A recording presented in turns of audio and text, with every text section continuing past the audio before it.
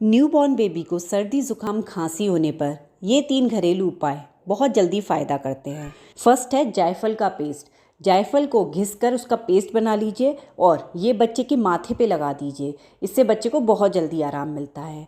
Second है अजवाइन की पोटली।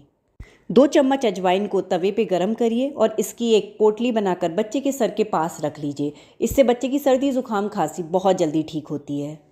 नेक्स्ट है प्याज का रस। प्याज को घिसकर उसका रस निकाल लीजिए और उस रस को हल्का सा गर्म करके बच्चे के हाथ के नेल्स और पैर के नेल्स में लगा दीजिए। इससे बच्चे के सर्दी जुकाम खांसी में बहुत आराम मिलता है।